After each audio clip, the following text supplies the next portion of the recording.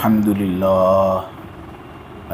لله نحمده ونستعينه ونستغفره ونؤمن به ونتوكل عليه ونعوذ بالله من شرور أنفسنا ومن سيئات أعمالنا من يهده الله فلا مضل له ومن يضلله فلا هادي له ونشهد أن لا إله إلا الله وحده لا شريك له ونشهد أن سيدنا ومولانا وحبيبنا محمدا عبده ورسوله الحمد لله وكفى والصلاة والسلام على رسوله المصطفى وعلى عباده الذين ارتضى ومن بهداهم اهتدى وبآثار أهل المدينة اكتفى أعوذ بالله من الشيطان الرجيم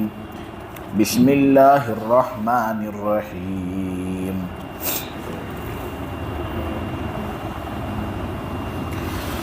ولله ما في السماوات وما في الأرض ليجزي الذين أساءوا بما عملوا ويجزي الذين أحسنوا بالحسنى الذين يجتنبون كبائر الإثم والفواحش إلا اللمم إن ربك واسع المغفرة هو أعلم بكم إذ أنشأكم من الأرض وإذ أنتم أجنة في بطون أمهاتكم فلا تزكوا أنفسكم هو أعلم بمن اتقى أفرأيت الذي تولى وأعطى قليلا وأكدى أعنده علم الغيب فهو يرى أم لم ينبأ بما في صحف موسى وإبراهيم الذي وفى ألا تزر وازرة وزر أخرى وأن ليس للإنسان إلا ما سعى وأن سعيه سوف يرى صدق الله العظيم.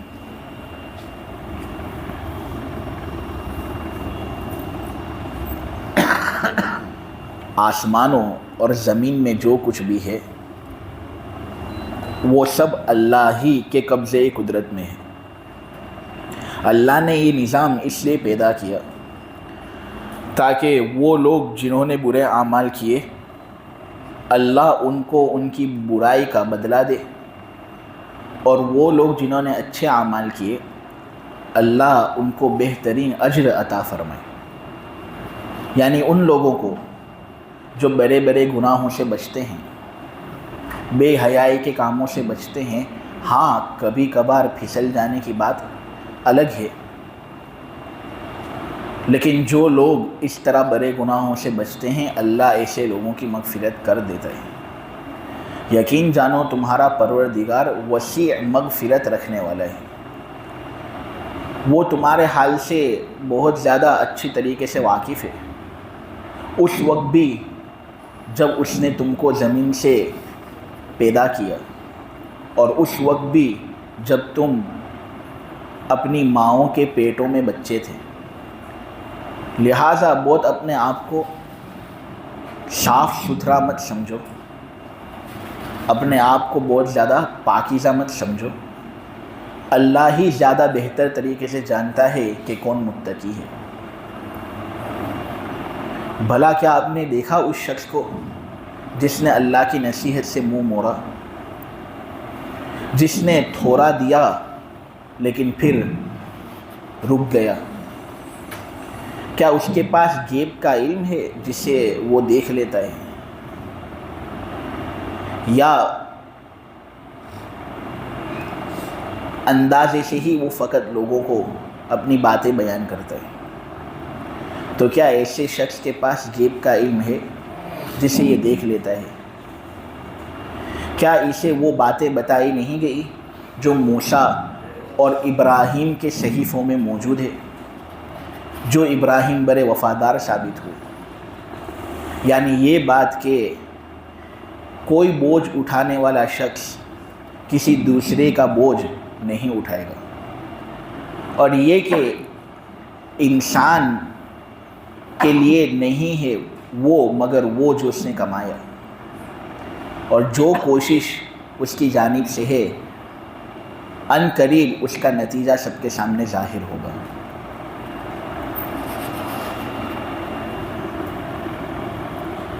سورہ نجم کی آیت نمبر 31 کی تفسیر آج آپ لوگوں کے سامنے بیان کرنی ہے۔ اس کے اندر یہ بات بتائی گئی ہے کہ جو لوگ اعمال کرتے ہیں کبھی بھی اپنے اعمال کو وہ کم قیمت نہ سمجھیں، اس کا بدلہ مہنگا ثابت ہو سکتا ہے۔ اچھے کام جو شخص کرے گا اس کا بدلہ اچھا ملے گا، اور جو شخص برے کام کرے گا اس کو برا بدلہ ملے گا۔ تو آدمی کبھی بھی اپنے اعمال کو کم قیمت نہ سمجھے، کرنے کے کام بھی نہ کرنے کے کام بھی ان کا بدلہ مہنگا ثابت ہو سکتا ہے۔ رمضان کے مہینے میں خصوصاً آدمی اپنے وقت کو کم قیمت نہ سمجھے، ہر وقت کی آدمی قدر کرے۔ آدمی کی مثال اس آدمی کی طرح ہے جو برف بیچتا ہے۔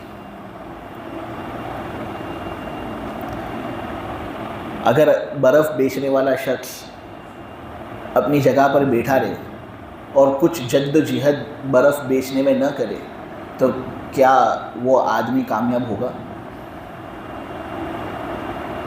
برف ضائع ہو جائے گا، پگھل جائے گا۔ ہمیشہ وہ محنت اور جد و جہد میں لگا رہے گا کہ کسی بھی قیمت میں اپنا یہ برف بیچ دوں اس کے پگھلنے سے پہلے۔ رمضان کا مہینہ اور یہ وقت بھی ایسا ہی ہے، ہم محنت کریں، اللہ تبارک و تعالیٰ کی رضامندی حاصل کریں۔ اگر اسی طرح ہم بیٹھے رہیں گے، کچھ کریں گے نہیں، اللہ کو راضی نہیں کریں گے، زکوٰۃ ادا نہیں کریں گے، روزے نہیں رکھیں گے، نماز نہیں پڑھیں گے، قرآن نہیں پڑھیں گے، قرآن نہیں سمجھیں گے، تو یہ وقت نکل جائے گا، نہ پھر کفِ افسوس آدمی ملے گا۔ آدمی قدر کرے۔ بہت سے لوگ ہوتے ہیں جو یہ قیمت پہچان لیتے ہیں، لیکن بہت سے لوگ نہیں پہچان پاتے۔ ان کی مثال اس بچے کی طرح ہے جس کو ایک طرف جلیبی دی جائے اور دوسری طرف سونے کی انگوٹھی دی جائے۔ بچے کو کہا جائے کہ تم ان دو میں سے ایک چیز کو اختیار کر سکتے ہو، کون سی اختیار کرو گے؟ تو ظاہر سی بات ہے بچہ جلیبی کے فوری لطف کو دیکھ کر اور اس کے فوری مزہ کو دیکھ کر اس کو اختیار کرے گا اور سونے کی انگوٹھی کو چھوڑ دے گا۔ رمضان کی جو قدر نہیں کرتے ان کی مثال اس بچے کی جیسے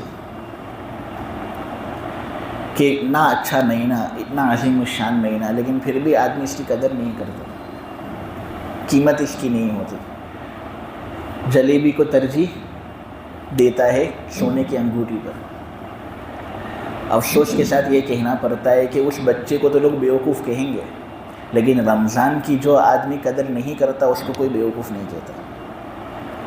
ذرا دل لگی کر رہا ہے، دوستوں کے ساتھ بیٹھا ہے، ذرا اپنا مائنڈ فریش کر رہا ہے۔ یہ مہینہ مائنڈ فریش کرنے کا تھوڑی، اس میں تو خوب آدمی کو اپنے آپ کو جھلسا دینا چاہیے۔ رمضان کا منع کیا ہوتا ہے؟ جھلسا دینے والا۔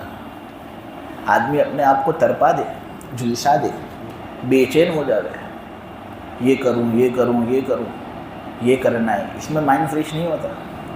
مائنڈ فریش انشاءاللہ رمضان کے بعد عید میں ہوگا۔ یہی رمضان کا حقیقی مقصد ہے۔ بہت سے پتھر ایسے ہوتے ہیں کہ سبزی بیچنے والا اس کی قدر و قیمت نہیں جانتا، لیکن اگر جوہری کے پاس اس پتھر کو لایا جائے تو وہ جوہری پہچان لیتا ہے کہ یہ پتھر کوئی معمولی پتھر نہیں، یہ تو ہیرا ہے۔ رمضان کی قدر کرنے والے ہم بنے۔ حدیث کے اندر آتا ہے کہ نبی کریم صلی اللہ علیہ وسلم نے یہ بات کہی کہ 3 طرح کے لوگ برباد ہیں، ان کا بھلا ہو ہی نہیں سکتا۔ نمبر 1 وہ شخص جس کے والدین بڑی عمر کو پہنچ جائے لیکن پھر بھی اس کے والدین اس کو جنت میں داخل نہ کرا سکے. یعنی وہ خدمت ہی نہیں کرتا اپنے والدین کی، والدین کا کہنا ہی نہیں مانتا.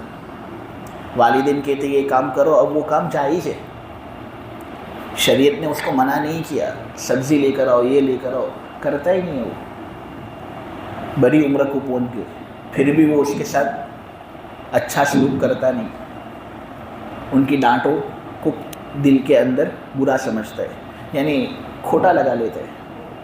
والدین جو بات کہتے ہیں اس کا کھوٹا لگاتا ہے. جنہوں نے پیدا کیا جوان بچے کو ان کی باتیں ہی کھوٹی لگتی ہے. اگر وہ کہہ دے تو آدمی سین کر لے. مرد مرد ہوتا ہے، اس کا جگرا بڑا وسیع ہوتا ہے، وہ بیوی کے نخرے بھی سنبھالتا ہے، والدین کے نخرے بھی سنبھالتا ہے، اسی لیے تو وہ مرد ہے. اگر آدمی بہانے بازیاں کرنا شروع کر دے تو پھر وہ کون سا مرد ہے؟ تو سب سے پہلا شخص جو برباد ہوگا وہ ہوگا جس کے والدین بری عمر کو پہنچ جائے لیکن پھر بھی وہ اس کو جنت میں داخل نہ کرا سکے کیونکہ وہ ان کے ساتھ اچھا سلوک کرتا ہی نہیں. دوسرا شخص جو برباد ہوگا وہ ہے جس کے سامنے میرا نام لیا جائے، محمد صلی اللہ علیہ وسلم کا نام لیا جائے لیکن وہ درود پڑھتا ہی نہیں، اللہ کے رسول پر رحمتیں نہیں بھیجتا، وہ آدمی ہلاک و برباد ہوگا. مسئلہ ہے کہ مجلس میں جب بھی نبی کریم صلی اللہ علیہ وسلم کا نام لیا جائے تو ایک مرتبہ تو حضور پر درود پڑھنا واجب ہے، باقی مرتبہ اگر نہیں پڑھیں گے تو چلے گا لیکن پڑھنا بہتر ہے. لیکن ایک امام ہے امام طحاوی، وہ تو کہتے ہیں کہ جتنی مرتبہ محمد صلی اللہ علیہ وسلم کا نام لیا جائے 100 مرتبہ بھی کیوں نہ ہو ہم حضور پر درود بھیجیں. یہ بھی کوئی چیز ہے جس میں بخیلی کی جائے؟ اس میں تھوڑی بخیلی ہوتی ہے. اللہ کے نبی صلی اللہ علیہ وسلم نے ہم کو یہ دین دیا تو کم سے کم ہم درود پڑھ سکتے. درود پڑھ کر ہمارے ذریعے سے حضور کو کچھ فائدہ پہنچ جاتا ہو ایسا نہیں. حضور کی شان بہت اونچی ہے، حضور پر درود پڑھیں گے ہم تو ہمارا فائدہ ہوگا، حضور کی عظمت دل میں آئے گی. ہم اللہ کا ذکر کرتے ہیں، اللہ اللہ سبحان اللہ استغفر اللہ ذکر کرتے ہیں، اس میں اللہ کا کوئی فائدہ نہیں.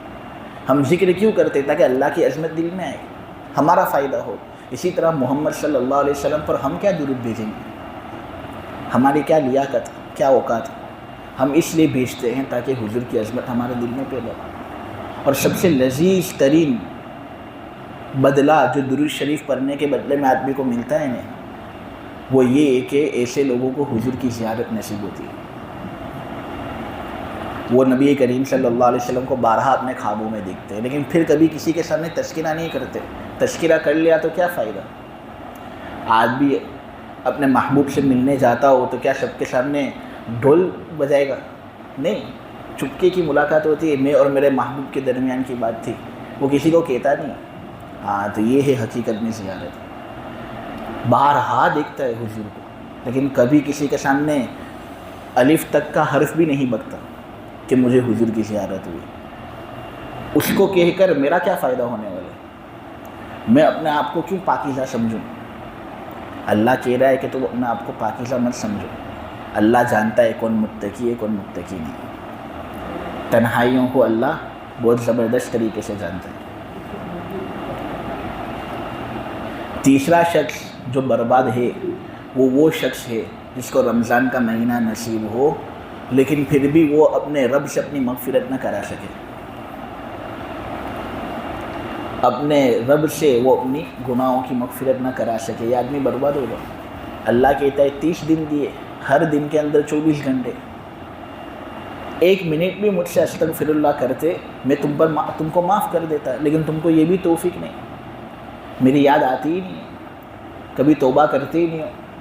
یہ آدمی بڑا بدبخت ہے. نبی کریم صلی اللہ علیہ وسلم نے کہا کبھی آدمی اپنے اعمال کو کم قیمت نہ سمجھے. اعمال بڑے مہنگے ہوتے ہیں. جو بھی کام آدمی کرتا ہے نا یہ انویسٹمنٹ ہے. اچھے کاموں میں انویسٹ کرے گا اچھا بدلہ ملے گا، برے کاموں میں انویسٹ کرے گا برا بدلہ ملے گا. تو جو بھی انسان دن کے اندر کام کرے نا کبھی اس کو کم قیمت نہ سمجھے. کہ آدمی یہ عقیدہ رکھے کہ میں جو بھی کام کر رہا ہوں، ہاتھ کا اشارہ بھی کیوں نہ ہو، زبان سے نکلا ہوا بول بھی کیوں نہ ہو، آنکھ کے ذریعے سے اشارہ بھی کیوں نہ ہو، اس کا بڑا قیمت لگے گا، اور اگر اللہ کے کہے ہوئے طریقے کے مطابق میں نے اس کو استعمال کیا، اللہ اچھا بدلہ دے گا، ورنہ اللہ پھر برا بدلہ دے گا۔ اس آیت کے اندر اللہ یہ کہہ رہے ہیں، اللہ کہتے ہیں کہ میں اچھا بدلہ ان لوگوں کو دیتا ہوں جو بڑے بڑے گناہوں سے بچتے ہیں، بے حیائی کے کاموں سے بچتے ہیں۔ ہاں کبھی کبھی پھسل جانے کی بات الگ ہے، ہر انسان خواہ وہ ظاہری اعتبار سے کتنا ہی نیک لگتا ہو، لیکن وہ گناہ کچھ نہ کچھ تو کرتا ہی ہے۔ اللہ تبارک و تعالیٰ کا فرمان ہے کہ اگر تم گناہ نہیں کرو گے نا تو میں تم کو ختم کر کے ایک ایسی مخلوق پیدا کروں گا جو گناہ کرے اور توبہ کرے۔ آدم علیہ السلام نے جو کام کیا جنت کے اندر، گناہ، اس کی وجہ سے ان کو جنت سے نکالا گیا۔ اب اگرچہ پہلے تو یہ حضرت آدم علیہ السلام کے لیے وبال تھا کہ جنت سے نکالا گیا، جنت کے اندر تو آدم علیہ السلام کی زندگی فرشتوں کی طرح تھی، نہ بھوک ستاتی تھی، نہ پیاس لگتی تھی، اچھی زندگی تھی، اچھی بیوی تھی۔ تو پہلے تو یہ حضرت آدم علیہ السلام کے لیے وبال تھا، لیکن پھر حضرت آدم علیہ السلام کو بعد میں جا کر پتہ چلا کہ یہ میرے لیے نعمت تھی۔ اسی لیے تو جمعہ کے دن کو ہم مناتے ہیں، کیونکہ اس دن میں حضرت آدم علیہ السلام کو جنت سے نکالا گیا، اور یہ دن ہمارے لیے ایک نعمت ہے۔ اب تم کہو کس طرح نعمت ہے؟ آدم علیہ السلام کو جنت سے نکالا گیا، ہمارے لیے نعمت کس طرح ہوئی؟ اگر وہ نہ نکالتے تو انسان کبھی ترقی کرتا ہی نہیں۔ جس جنت کے اندر وہ رہ رہا ہوتا نہیں، وہ سمجھتا کہ یہی جنت سب سے اچھی، حالانکہ اس سے اونچی بھی جنتیں ہیں۔ آدمی ان درجوں کو اس وقت پا سکتا ہے جب آدمی گناہ کا جذبہ رکھنے کے باوجود گناہ نہ کرے اور اچھے کام کرے۔ اور اللہ کی یہ حکمت تھی اور منشا تھا کہ ایک ایسا نظام پیدا ہو کہ جس میں مخلوق میری نافرمانی کرے نہ پھر توبہ کرے۔ اللہ کو یہ پسند ہے، تو اس طرح یہ ایک نعمت ہوئی یا نہیں؟ انسان ٹھوکریں کھا کر ہی ترقی کرتا ہے، ٹھوکری کھائے بغیر ترقی کر ہی نہیں سکتا۔ اصلاح اسی وقت ممکن ہے جب کچھ نہ کچھ گناہ اس کی جانب سے صادر ہو۔ ایوولوشن، تو کچھ گناہ انسان کر لیتا ہے، اللہ سے اگر وہ توبہ کر لے اللہ تبارک و تعالیٰ اس پر اس کی پکڑ نہیں کرتا، لیکن عام طور پر بڑے بڑے گناہ اور بے حیائی کے کاموں سے وہ بچتا ہے، تو ایسے لوگوں کو اللہ بہترین اجر دے گا۔ بڑے گناہ، چھوٹے گناہ، یہ تو ایک ایسی چیز ہے جو اللہ تبارک و تعالیٰ کے یہاں پر متعین ہے، لیکن ہمیں اپنے اعتبار سے اگر دیکھنا ہو تو یہی سمجھنا ہے کہ ہر اللہ کی نافرمانی خطرناک قسم کی ہے۔ ایسا ہوتا نہیں ہے کہ اللہ کی ایک نافرمانی بری ہے، اللہ کی ایک نافرمانی چھوٹی ہے، ہر نافرمانی بری ہے۔ اگر ہم ہماری ذات کو دیکھیں تو، کیونکہ ہم اللہ کی نافرمانی کرتے ہیں، اللہ کتنا بڑا ہے۔ ہاں لیکن اللہ کے یہاں پر دو طرح کے گناہ ہوتے ہیں، ایک ہوتے ہیں بڑے گناہ اور ایک ہوتے ہیں چھوٹے گناہ۔ بڑے گناہ کن کو کہتے ہیں؟ بڑے گناہ وہ گناہ ہوتے ہیں کہ جن پر اللہ یا اس کے رسول نے لعنت کی بات ثابت کی ہو، کہ اگر کوئی آدمی یہ کرے گا تو اس کو اللہ یا اس کے رسول کی لعنت ہے، یا اللہ یا رسول کی طرف سے کوئی وعید اس پر آئی ہو، عذاب کی دھمکی آئی ہو، سخت سزا بیان کی گئی ہو۔ تو جس گناہ پر اس طرح عذاب کی دھمکی ملتی ہے نا، وہ عذاب کی دھمکی مل جانے کی وجہ سے وہ گناہ بڑا گناہ شمار ہوتا ہے۔ تو بڑا گناہ وہ گناہ ہوتا ہے، کبیرہ گناہ وہ گناہ ہوتا ہے جس پر عذاب کی دھمکی ہو، جیسے چوری، کسی کو قتل کرنا، میدان جہاد سے بھاگ جانا، سود کھانا، اسی طرح غیبتیں کرنا، والدین کی نافرمانی کرنا، یتیم کا مال کھا جانا۔ تو یہ سب گناہ وہ گناہ ہیں جو بڑے گناہ سمجھے جاتے ہیں۔ اگر کوئی صغیرہ گناہ ہے جس پر عذاب کی دھمکی نہیں، لیکن حدیث قرآن سے یہ بات معلوم ہوتی ہے کہ یہ گناہ بھی خطرناک ہے، آدمی کو اس سے بچنا چاہیے۔ اگر کوئی آدمی بار بار وہ گناہ بھی کرتا رہنے تو وہ گناہ بھی کبیرہ بن جاتے ہیں۔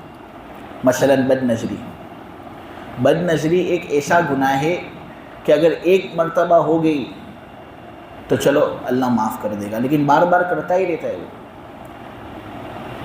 ایک کے بعد کرتا ہی رہتا ہے، تو پھر یہ صغیرہ گناہ جب بار بار ہوتا رہے نا تو وہ کبیرہ بن جاتے ہیں۔ وہ لوگ جو اللہ کے یہاں پر بہترین اجر پائیں گے وہ لوگ ہوں گے جو کبیرہ گناہوں سے بچیں گے۔ صغیرہ گناہ تو یہ کبیرہ گناہ جو میں نے ابھی آپ لوگوں کے سامنے بیان کیا نا، تو جو گناہ ایسا نہ ہو وہ ہے صغیرہ گناہ۔ نبی کریم صلی اللہ علیہ وسلم نے متعدد مرتبہ ہمارے سامنے کبائر بیان کیے۔ بخاری اور مسلم کی روایت ہے، نبی کریم صلی اللہ علیہ وسلم نے یہ بات کہی کہ 3 گناہ سب سے بڑے ہیں۔ سب سے بڑا گناہ یہ کہ آدمی اللہ کے ساتھ کسی کو شریک مان لے۔ دوسرا سب سے بڑا گناہ والدین کی نافرمانی۔ ایک آدمی کہتا ہے کہ میں خرچ کرتا ہوں لوگوں پر، میں خرچ کرتا ہوں اپنے آپ پر، جو میں اپنے آپ پر خرچ کرتا ہوں اس کا ایک ایک حساب رکھتا ہوں، لیکن لوگوں پر جو میں خرچ کرتا ہوں اس کا بالکل بھی حساب نہیں رکھتا۔ بہت اچھی بات ہے۔ پھر ایک بات ذہن میں آئی، اور وہ یہ کہ بدترین مال وہ ہوتا ہے جو آدمی اپنے والدین پر خرچ کرے اور پھر اس کا حساب لگے۔ والدین کی دوائی میں مال خرچ ہو رہا ہے تو آدمی بل دیکھے اور والد سے کہے کہ دیکھو آپ کی دوائی کے اندر اتنا مال خرچ ہو رہا ہے۔ یہ بدترین حساب کہ وہ جنہوں نے پیدا کیا آدمی ان سے حساب لگے، ان سے حساب رکھے، کتنی بدترین بات۔ تو والدین کی نافرمانی کرنا یہ بھی بڑے گناہوں میں سے ایک گناہ ہے۔ پھر نبی کریم صلی اللہ علیہ وسلم نے کہا بڑے گناہوں میں سے ایک بڑا گناہ جھوٹی گواہی دینا اور جھوٹی بات کہنا۔ آدمی جھوٹ بولے یہ بھی بہت بڑا گناہ۔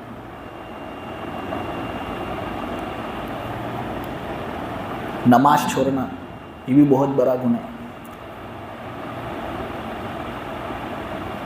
نبی کریم صلی اللہ علیہ وسلم کے جو صحابہ تھے نا، جب وہ کسی گناہ کو دیکھتے نا کہ کوئی آدمی کوئی گناہ کر رہا ہے تو وہ ہمیشہ اس کی تعویل کرتے تھے، اچھا سوچتے تھے۔ مثلا کسی عورت کو دیکھ لیا کہ وہ حجاب کے بغیر گھوم رہی ہے، پردے کے بغیر گھوم رہی ہے، تو وہ اس کے بارے میں یہ رائے قائم کرتے کہ ہو سکتا ہے کہ ابھی مسلمان ہوئی ہے، اس کو شرعی احکام کے بارے میں معلوم نہیں، اس لیے ابھی بے پردہ گھوم رہی ہے۔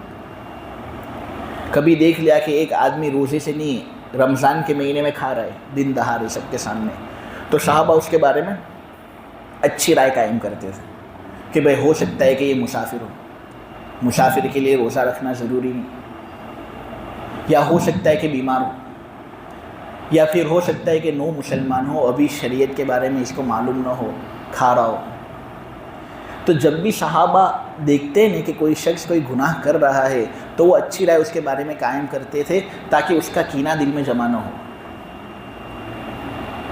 گناہ سے نفرت ہونی چاہیے، اس شخص سے نفرت نہیں ہونی چاہیے جو گناہ کرے۔ لیکن صحابہ جب بھی کسی کو دیکھتے نا کہ وہ نماز نہیں پڑھتا تو سیدھا کہتے تھے کہ یہ کافر ہے، کیونکہ کافر ہی نماز نہیں پڑھ سکتا۔ ایک مؤمن کی شان ہے ہی نہیں ایسی جو نماز چھوڑے۔ آج ہم دیکھتے ہیں کہ کتنے سب لوگ ایسے ہوتے ہیں جو فجر کی نماز نہیں پڑھتے۔ رمضان کے مہینے میں تو شہری کے بہانے کی وجہ سے ہو جاتی ہے، لیکن عام دنوں کے اندر آپ دیکھیں کہ کتنی جماعتیں ہوتی ہیں، اس میں سب سے کم جماعت فجر کے اندر ہوتی ہے، مشکل سے 20-30 لوگ ہوتے ہیں، حالانکہ محلے کے اندر کتنے سب مسلمان، لیکن فجر کی نماز کی طرف توجہ ہی نہیں۔ موروکو کے اندر ایک مرتبہ ایک لوکل مسجد میں 20-30 لوگ اس طرح فجر کے لیے جمع ہوئے۔ ہوا یہ کہ نماز کے بعد 4 لوگ کھڑے ہوتے ہیں اور وہ مسجد کا دروازہ بند کر لیتے ہیں اور مسجد کے دروازوں کے پاس کھڑے ہو جاتے ہیں تاکہ اب باہر سے کوئی آدمی اندر نہ آ سکے، اندر جتنے لوگ نماز پڑھ رہے تھے کوئی باہر نہ جا سکے. اور پھر ایک آدمی پہلی صف میں کھڑا تھا، وہ کھڑا ہوتا ہے اور موروکن لوگ جو ہوتے ہیں نا وہ جبے ہوڈی والے پہنتے ہیں، تو ہوڈی کے ساتھ کھڑا ہوا، ہوڈی اپنی اتارتا ہے تو سب لوگ دیکھ کر تعجب کرتے ہیں کہ یہ تو موروکو کا کنگ ہے، the king of Morocco, Morocco کا بادشاہ یہ نماز میں شریک تھا. وہ درمیان میں آتا ہے اور جتنے بھی نمازی لوگ ہوتے ہیں نا ان کے بارے میں یہ فیصلہ کرتا ہے کہ جتنے بھی لوگ شریک تھے نا آج فجر کی نماز میں 20-30 لوگ، سب کے نام لکھ لو، سب کو میں حج کرواؤں گا. حج کرواؤں گا تو لے جانے کا بھی خرچہ مجھ پر اور ان کو لے آنے کا بھی خرچہ مجھ پر. جو فیصلہ تھا اس نے کر تو لیا. دوسرے دن فجر کی نماز کے اندر جمعہ سے بھی زیادہ پبلک، صحن میں لوگ پڑھنے والے تھے، اس کے بعد باہر جو کورٹ یارڈ ہوتا ہے وہاں پر پڑھنے والے لوگ تھے، بہت پبلک، یعنی ایسا ہی لگتا تھا کہ رمضان کا مہینہ ہے. مجھے یہ حقیقی واقعہ ہے، یہ بنایا ہوا واقعہ نہیں. مجھے بہت غم ہوا اس واقعے کو دیکھ کر اور اس واقعے کو سن کر کہ ایک بادشاہ کی دین کی لالچ میں اتنا سب مجمع جمع ہو جاتا ہے. اور اللہ تبارک و تعالیٰ نے تو 1400 سال سے ہمیں یہ بات کہہ دی ہے کہ فجر کی نماز تو بہت دور کی بات، اس سے پہلے کی جو 2 رکعت ہے نا یہ دنیا و ما فیہا سے بہتر ہے. ہرگز مت چھوڑنا، گھوڑے تم کو رون ڈالیں نا تب بھی مت چھوڑنا، اتنی فضیلت ہے یہ. دنیا کا سب سے مالدار آدمی کون؟ Bill Gates, Elon Musk. دنیا کا سب سے مالدار آدمی وہ جو فجر کی 2 رکعت پڑھتا. اللہ تبارک و تعالیٰ اتنا سب انعام دے رہے ہیں، کبھی کوئی اس کے لیے جمع نہیں ہوتا. اور ایک دنیاوی بادشاہ کے ایک سفر کے لیے، اس کی ایک دن کے لیے پورا مجمع اس طرح جمع ہو جاتا ہے، اس امید پر کہ آج بھی بادشاہ ہوگا یہاں پر، آج وہ ہم کو نوازے گا. دنیا کا بادشاہ کیا دے سکتا ہے؟ فجر کی نماز کو ہم معمولی نہ سمجھے، یہی بنیاد ہے، اسی سے زندگی کے اندر برکتیں پھیلتی ہیں. نماز کو چھوڑنا کبیرہ گناہوں میں سے ایک گناہ ہے. صحابہ کسی عمل کے چھوڑنے کو کفر نہیں سمجھتے تھے نماز کے علاوہ. نماز کے چھوڑنے کو صحابہ کفر سمجھتے تھے، یعنی آدمی کافر ہو جاتا ہے، کفر سے بالکل قریب ہو جاتا ہے. بخاری اور مسلم کی روایت ہے کہ ایک مرتبہ نبی کریم صلی اللہ علیہ وسلم سے کسی شخص نے پوچھا، اے اللہ کے نبی سب سے بڑا گناہ کون سا؟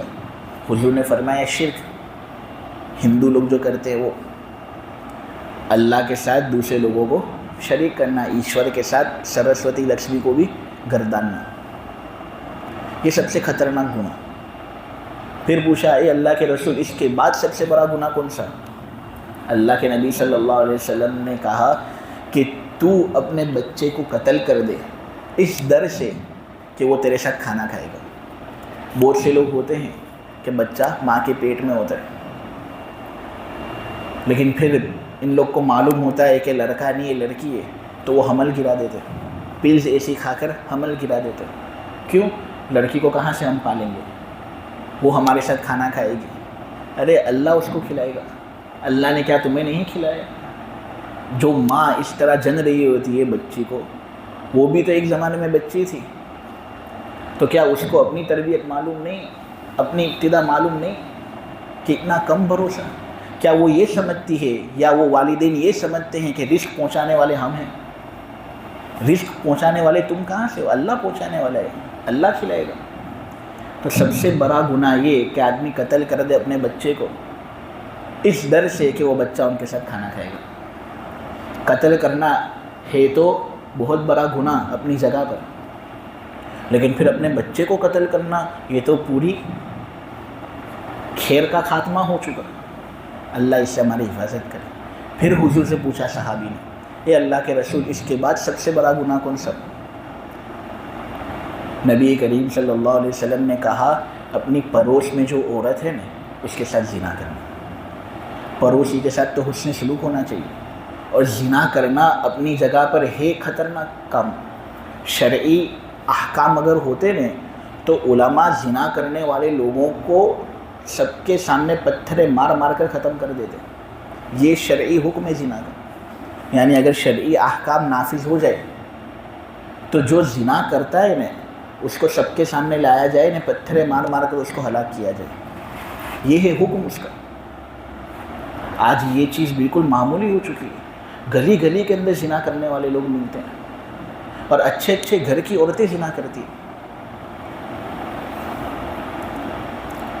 تو سب سے خطرناک گناہ زنا. لیکن یہ اور خطرناک کب ہو جاتا ہے؟ جب آدمی اپنی پڑوسی کی بیوی کے ساتھ زنا کرے کہ اس کے ساتھ تو حسن سلوک کرنا چاہیے, نہیں اتنا اس کے ساتھ غلط سلوک, تو یہ تو خیر کا بالکل خاتمہ ہو چکا. تو حضور نے ان 3 گناہوں کو سب سے بڑا گناہ کہا, یہ کبیرہ گناہ. ایک اور حدیث ہے جس میں نبی کریم صلی اللہ علیہ وسلم نے کہا سب سے بڑا گناہ یہ کہ آدمی اپنے ماں باپ کو گالی دے. صحابہ تعجب میں کھڑے ہو گئے اور کہا اے اللہ کے رسول, ماں باپ کو کوئی گالی دیتا ہے؟ ماں باپ نے تو اس کو پیدا کیا, ماں باپ کو کون گالی دے سکتا ہے؟ نبی کریم صلی اللہ علیہ وسلم نے کہا مجھے معلوم ہے کوئی آدمی اپنے ماں باپ کو گالی نہیں دیتا, لیکن جب وہ دوسرے کے ماں باپ کو گالی دیتا ہے تو بدلے میں وہ اس کے ماں باپ کو گالی دیتا ہے یا نہیں؟ وہ ماں باپ پر فائرنگ کرتا ہے تو سامنے والی پارٹی بھی فائرنگ کرتی ہے. تو یہ آدمی جو دوسرے کے ماں باپ کو گالی دیتا ہے نا, وہ گویا اپنے ماں باپ کو گالی دینے والا ہے. تو یہ بھی بہت بڑا گناہ ہے. نبی کریم صلی اللہ علیہ وسلم کی اس بات پر مجھے تعجب ہوتا ہے, اور صحابہ کی اس بات پر مجھے تعجب ہوتا ہے کہ کتنے اچھے لوگ تھے یہ. واقعتاً اس چیز کو بعید سمجھتے تھے کہ کوئی آدمی اپنے ماں باپ کو کھلم کھلا گالی دے سکتا ہے.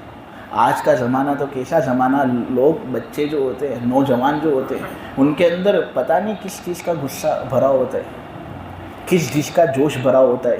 والدین کو جو بولتے ہیں میں یہ نہیں کرنے کا ہوں, تم تمہارا کام کرو.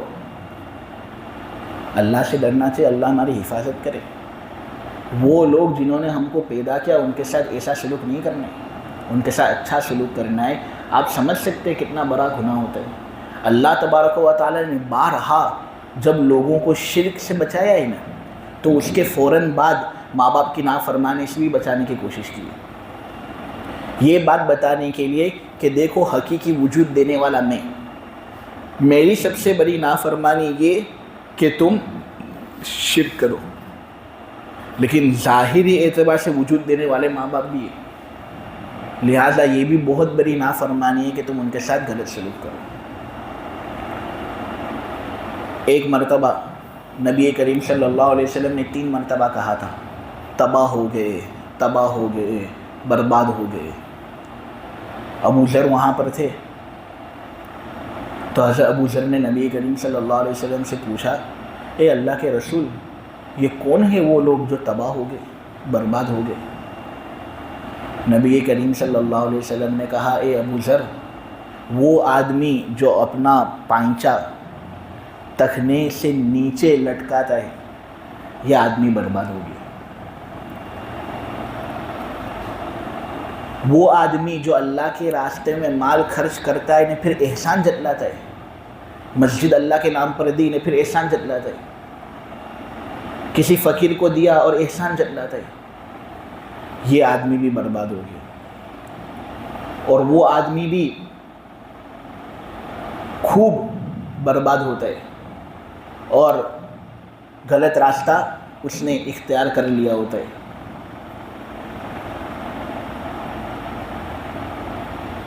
جو شراب پیے, شراب کے بارے میں یہ بات بتائی گئی ہے کہ یہ الفواحش ہے, تمام برائیوں کی جڑ. آدمی شراب سے خوب اپنی حفاظت کرے. یہ سب بڑے گناہ ہیں. وہ لوگ جو بڑے گناہوں سے بچتے ہیں اللہ تبارک و تعالی بہترین اجر ان کو دیتا ہے. ایک مرتبہ نبی کریم صلی اللہ علیہ وسلم نے کہا چغل خوری کرنے والا کبھی جنت میں داخل نہیں ہوگا. ایک آدمی کی بات یہاں سے وہاں کرنے والے, یہاں سے وہاں کرنے والے. عام لوگوں کے اندر تو چغل خوری بہت کم ہوتی ہے.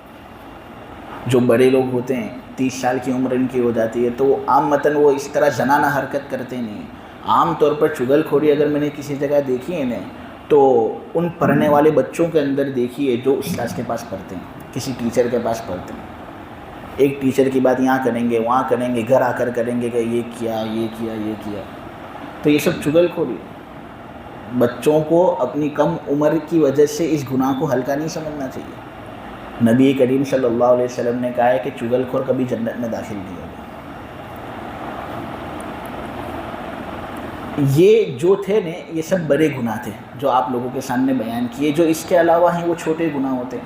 اب اللہ اور اس کے رسول کی جانب سے طے شدہ قاعدہ ایسا ہم پر واضح نہیں ہوا جو یہ بتاوے کہ یہ کبیرہ گناہ یہ صغیرہ گناہ. اس میں ایک حکمت ہے. حکمت یہ ہے کہ نبی کریم صلی اللہ علیہ وسلم اور اللہ کی یہ تمنا تھی کہ انسان ہر گناہ سے بچے، ہر گناہ کو کبیرہ سمجھے. اس لیے معاملے کو ہمارے سامنے پوشیدہ رکھا گیا.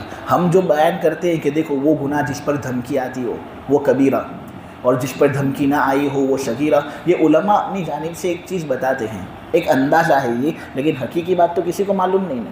تو یہ حقیقی بات کیوں چھپا کر رکھی اللہ اور اس کے رسول نے؟ اس لیے تاکہ آدمی ہر گناہ کو کبیرہ سمجھے، ہر گناہ سے آدمی بچے. ایسی مثالیں بہت زیادہ ہے. جیسے لیلۃ القدر کو چھپایا، تو کیوں چھپایا؟ تاکہ رمضان کی ہر رات کو آدمی عبادت کرے. جمعہ کے دن ایک گھڑی ایسی ہوتی ہے کہ اگر اس گھڑی کے اندر بندہ رب سے جو دعا مانگتا ہے اللہ اس دعا کو قبول کر لیتا ہے.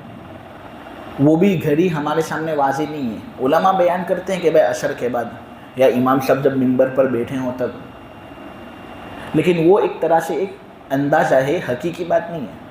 تو یہ معاملہ بھی اس لیے چھپایا گیا تاکہ پورا جمعہ کا دن عبادت کے اندر گزرے. کھانا آدمی جب کھاتا ہے تو ایک لقمہ ایسا ہوتا ہے جس کے اندر اللہ نے برکت رکھی ہے. وہ برکت والا لقمہ اللہ نے چھپایا، ہم کو بتایا نہیں، تاکہ آدمی پوری پلیٹ اچھی طریقے سے صاف کر لے.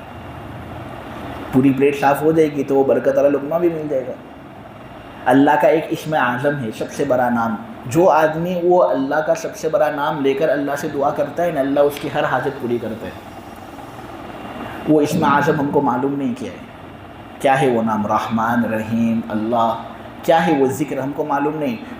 بہت سے بزرگ لوگ کہتے ہیں سورہ فاتحہ ہے اسم اعظم، بہت سے لوگ کچھ اور کہتے، لیکن حقیقی طور پر کسی کو کچھ معلوم نہیں. تاکہ آدمی اللہ کا ہر ذکر کو بڑا سمجھے، اعظم سمجھے. یہ اللہ کی حکمتیں ہیں. بہت سی چیزوں کے اندر اللہ نے اس طرح پوشیدگی رکھی ہے. تو یہاں پر اللہ بہترین اجر دے گا ان لوگوں کو جو بڑے گناہوں سے بچتے ہیں، بے حیائی کے کاموں سے بچتے ہیں.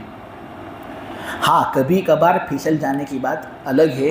کبھی کبھی گناہ اگر ہو جاوے، عادت نہ ہو گناہ کرنے کی، کبھی ہو گئی بھائی، بشری تقاضا ہے، فوراً اللہ کی طرف متوجہ ہو جائے، اللہ اس کو معاف کر دے گا. اللہ بہت وسیع مغفرت والا ہے، بہت معاف کرتا ہے. بنو اسرائیل کا ایک شخص تھا ایسا جس نے 99 قتل کیے تھے.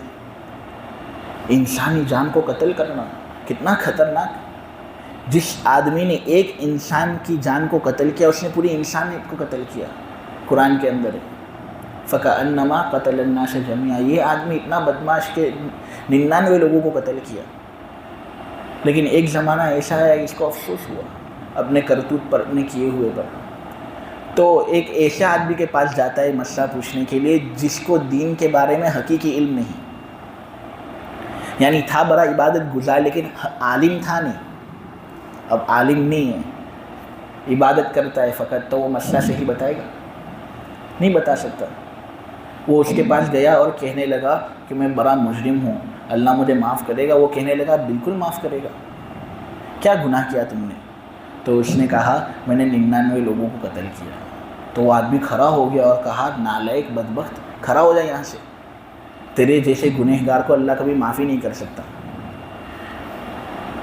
وہ تھا بالکل ڈینجر آدمی. اس کو غصہ آ گیا، تلوار نکالی، اس کو بھی قتل کر دی. 100 لوگوں کو قتل کیا اس نے. آپ سمجھ سکتے ہو کتنا خطرناک آدمی، کتنا ڈینجر آدمی کہ 99 کو قتل کیا. افسوس ہوتا ہے، پھر غصے میں آ جاتے ہیں 100 آدمی کو بھی قتل کر دیتے. لمبا عرصہ گزرا کہ پھر گلیوں کے اندر بھٹک رہا ہے، آسمان کو دیکھ رہا ہے، زمین کو دیکھ رہا ہے، اٹواتا ہوا یہاں وہاں گھومتا ہوا. اس کو واپس افسوس ہوتا ہے کہ کیا کیا میں نے، کتنے سب لوگوں کو میں نے قتل کیا، کیا اللہ معاف کرے گا مجھے؟ بھٹکتا ایک عالم کے پاس پہنچتا ہے. مولانا صاحب کے پاس جاتا ہے، مسئلہ پوچھتا ہے، تو مسئلہ بتا دیتے ہیں کہ دیکھو اگر تمہارے گناہ سمندر کے جھاگ کے مانند بھی اگر ہوں تو اللہ تم کو معاف کر دے گا۔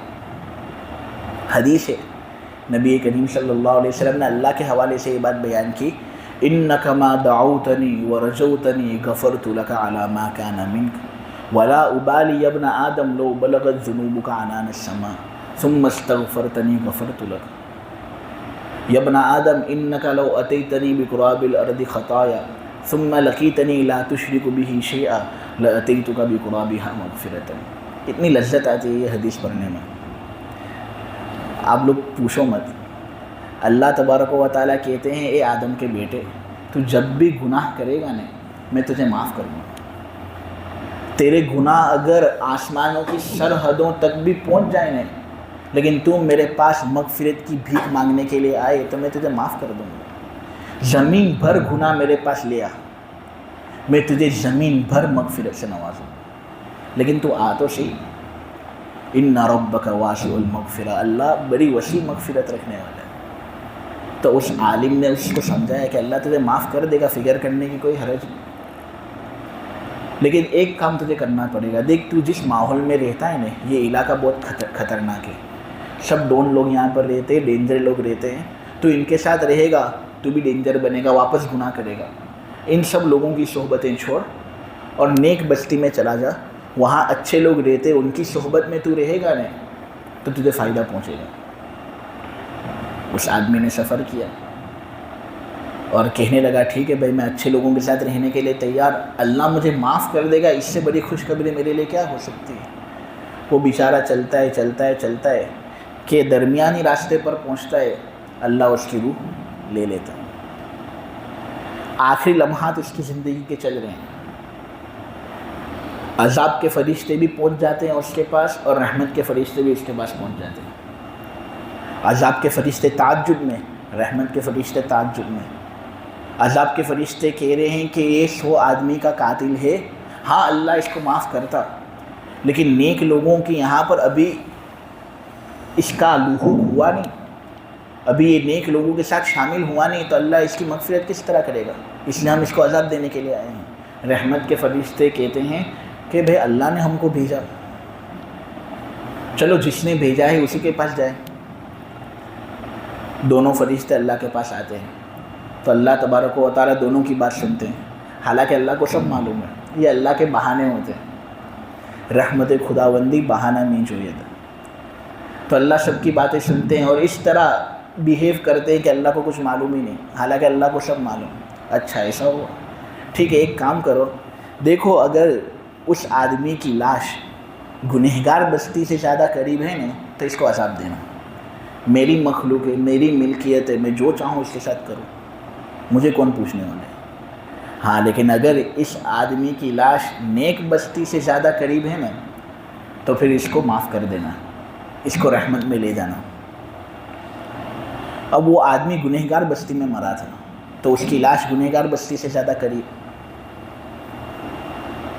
وہ دونوں فرشتے جاتے ہیں اور کتنی سپیڈ سے گئے ہوں گے اللہ ہی زیادہ بہتر جانتا ہے، کیونکہ یہ لوگ لطیف جسم رکھنے والی مخلوق ہوتی ہے، بہت سپیڈ سے یہاں وہاں ہو جاتے ہیں، لیکن اللہ تبارک و تعالیٰ نے ان سے بھی زیادہ تیزی کے ساتھ حکم دیا زمین کو، اے زمین تو میرے اس بندے کو نیک بستی سے زیادہ قریب کر دے تاکہ اس کو میں اپنی رحمت کے اندر شامل کر لوں۔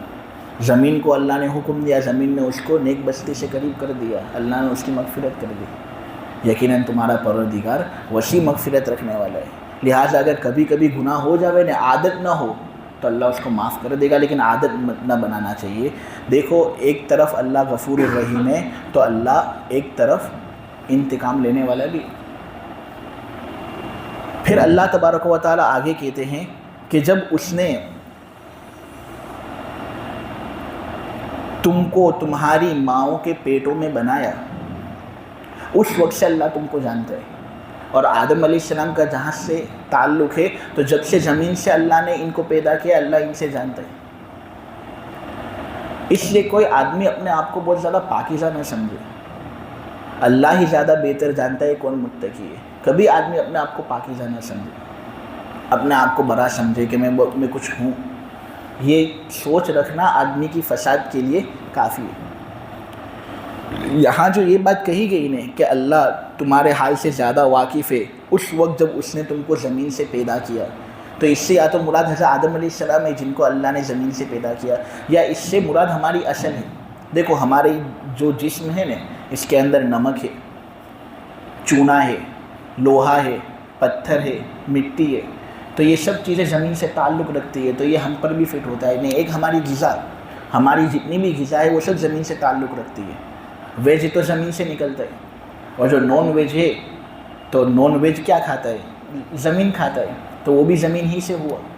تو ہماری جتنی طاقت ہے وہ زمین سے آتی ہے۔ اس اعتبار سے اللہ نے یہ بات کہی، اور اللہ کہتا ہے کہ تم بچے تھے نا، اپنے ماں کے پیٹ میں ناپاک منی کے قطرے تھے، تب سے میں تم کو جانتا ہوں، تو میرے سامنے ہوشیاری مت کرے اور اپنے آپ کو پاکیزہ اور آئی ایم سم تھنگ آدمی نہ سمجھے، آئی ایم نتھنگ آدمی اپنے آپ کو سمجھے۔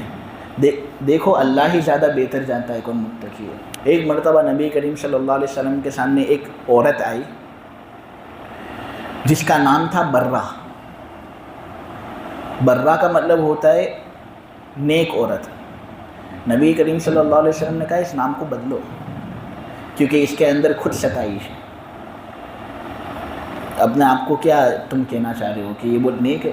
نہیں، اللہ جانتا ہے کون نیک ہے کون بد ہے، اس لیے یہ نام مت رکھو۔ حضور نے اس کا نام تبدیل کیا اور رکھا زینب، بلکہ نبی کریم صلی اللہ علیہ وسلم نے بہت سے موقع پر ایسا کہا کہ جو مبالغے کے ساتھ تعریف کرتا ہے نا، یعنی حقیقت بیان کرنا الگ ہے۔ دیکھو ایک حافظ ہے، کوئی آدمی اس کو کہے کہ ماشاءاللہ تم نے قرآن حفظ کر لیا، کوئی مولوی ہے ماشاءاللہ تم نے قرآن سیکھ لیا، تو یہ حقیقت بیان کرنا ہے، کوئی حرج نہیں۔ لیکن مبالغے کے ساتھ تعریف بیان کرنا، بھائی تم تو فرشتے جیسے ہو، تمہارے پر کہاں ہیں ذرا بتاؤ نا، چہرہ تو ماشاءاللہ، اب وہ ہوگا حبشی لیکن ماشاءاللہ کتنا چہرہ نورانی، پورا وائٹ چہرہ لگتا ہے۔ یعنی مبالغہ سے تعریف بیان کرنا شریعت کے اندر اس کی اجازت نہیں ہے۔ نبی کریم صلی اللہ علیہ وسلم نے کہا ہے کہ جو آدمی اس طرح کی تعریف بیان کرے نا، تم مٹی لو اور اس کے منہ پر مارو، کہ تو اس طرح غلط تعریف میری بیان کرتا ہے، اس کے ذریعے سے اگر میرے اندر تکبر آ گیا تو میں کہاں جاؤں گا؟ تو شریعت کا یہ حکم ہے، مذمت۔ نبی کریم صلی اللہ علیہ وسلم اتنے سلجھے ہوئے لیکن کہہ رہے کہ میری تعریف کے اندر بھی مبالغہ مت کرو، جس طرح عیسیٰ ابن مریم کی تعریف کے اندر نصارہ نے مبالغہ کیا۔ میں اللہ کا بندہ ہوں، مجھے اللہ کا بندہ رہنے دو۔ تو یہ سادگی والا مزاج ہے، یہ شریعت کا مزاج ہے، ہمیں یہ اپنانا چاہیے۔ محلب ایک ایسا بادشاہ تھا، آخری بات اس کے بعد میں ختم کر دیتا ہوں، بہت اتراتا تھا اور تکبر سے چلتا تھا اپنے چیلوں کے ساتھ۔ ایک مرتبہ ایک بڑے میاں نے اس کو دیکھا، اور اس زمانے کے لوگ بڑے جگر والے ہوتے تھے نا، تو اس نے محلب بادشاہ کو دیکھ کر کہا بہت اترا کر مت چل، اچھا نہیں لگتا۔ بادشاہ کہنے لگا تو جانتا ہے میں کون ہوں؟ تو اس نے کہا کہ تو شاید جتنا نہیں جانتا ہوگا اتنا میں تجھے جانتا ہوں۔ اولک نطفۃ کثیرۃ وآخرک جیفۃ مزیرۃ وانت تحمل بین ذلک الازرہ۔ تیرا پہلا حصہ یہ تھا کہ تو ایک بدبودار منی کا قطرہ تھا، تیرا آخری حصہ یہ کہ تو ایک ایسی لاش بنے گا جس سے لوگوں کو تکلیف ہوگی، اور اس کے درمیان کا جو حصہ ہے نا، نطفے اور لاش کے درمیان کا حصہ، تو ایک جیتا جاگتا انسان ہے جو اپنے پیٹ کے اندر گندگی لے کر پھرتا ہے۔ جو لوگ گندگی اٹھاتے ہیں ہم ان کو دیکھتے ہیں تو ہم کو ایک گھن محسوس ہوتی ہے گندگی کی وجہ سے، حالانکہ وہ صفائی والے لوگ ہوتے ہیں، گندے لوگ تو ہم ہوتے ہیں۔ ہم کچرا ڈالتے ہیں تو گندے لوگ ہم ہوئے نا۔ ایک بچہ تھا، وہ ایک مرتبہ ایک گاربیج والے کو دیکھا اس نے، تو کہنے لگا یہ گندا آدمی گندا آدمی، تو باپ نے ٹوکا اس کو کہ تو کون ہوتا ہے اس کو گندا کہنے والا، گندے تو ہم لوگ ہیں، کچرا تو ہم پھیلاتے ہیں، یہ لوگ تو صفائی کر رہے ہیں، تو یہ صفائی والے ہوئے، گندے ہم ہوئے۔ لیکن یہاں پر تکبر توڑنے کے لیے ایک مثال میں نے دی کہ انسان پوری زندگی اپنے پیٹوں کے اندر گندگی لیے ہوئے پھرتا ہے، پھر بھی تکبر کرتا ہے۔ حسن بصری کہتے ہیں تکبر تم پر کہاں زیب دیتا ہے؟ تم پیشاب کی جگہ سے 2 مرتبہ نکلے ہو، باپ کی جگہ سے 1 مرتبہ نکلے اور دوسری مرتبہ ماں کی جگہ سے نکلے، تو 2 مرتبہ پیشاب کی جگہ سے نکلتے اور اپنے آپ کو بہت پاکیزہ سمجھتے۔ حضرت عمر جیسے، حضرت عمر نے ایک مرتبہ بیان دیتے ہوئے ایک مسئلہ بتا دیا کہ اپنی عورتوں کو بہت زیادہ مہر مت دو، حالانکہ دے سکتے، لیکن حضرت عمر نے ایک مرتبہ یہ کہا، اور کہا کہ اگر زیادہ مہر کسی نے دے دیا نا بہت زیادہ تو میں اس کو عذاب دوں گا۔ ایک عورت بھرے مجمع میں حضرت عمر کو کہتی ہے، اے عمر تیری بات ہم مانیں یا اللہ کی بات ہم مانیں؟ اللہ نے تو یہ بات کہی ہے کہ اگر کوئی آدمی ایک بیوی کے بدلے دوسری بیوی سے شادی کرنا چاہے تو جو مہر وہ دے چکا ہے بیوی کو، زیادہ بھی اگر دیا ہو تو اس کو واپس نہ لے۔ یہاں دلالت کے اعتبار سے یہ بات معلوم ہوتی ہے کہ ہم زیادہ مہر عورت کو دے سکتے ہیں۔ حضرت عمر دنگ رہ گئے کہ ایک عورت نے میری غلطی سب کے سامنے ظاہر کی۔ حضرت عمر نے بھرے مجمع میں کیا کہا معلوم ہے؟ دیکھو عمر نا واقف ہے، جاہل ہے، یہ عورت عمر سے زیادہ علم رکھتی ہے، بلکہ جتنے بھی لوگ تم مجمع میں موجود ہو سب عمر سے زیادہ علم رکھتے ہیں، میں غلط یہ صحیح۔ تو ہمارے اسلاف سے ہم کو یہی بات سمجھنے میں ملتی ہے کہ ہم اپنے آپ کا تزکیہ نہ کریں، اپنے آپ کو برا نہ سمجھیں۔ دیکھو حقیقت میں برا وہ سمجھ سکتا ہے اپنے آپ کو جو اپنی تنہائی سے واقف ہو۔ تنہائی اگر اس کی اچھی ہے تو اپنے آپ کو برا سمجھے، لیکن ہم میں سے کون ہے ایسا جو گناہ سے بالکل پاک اور صاف ہے؟ اس لیے ہم کبھی بھی اپنے آپ کو برا نہ سمجھیں۔ اللہ تبارک و تعالیٰ کہنے کو قبول فرمائے، سننے کو قبول فرمائے، سب سے زیادہ عمل کی توفیق عطا فرمائے۔ بس۔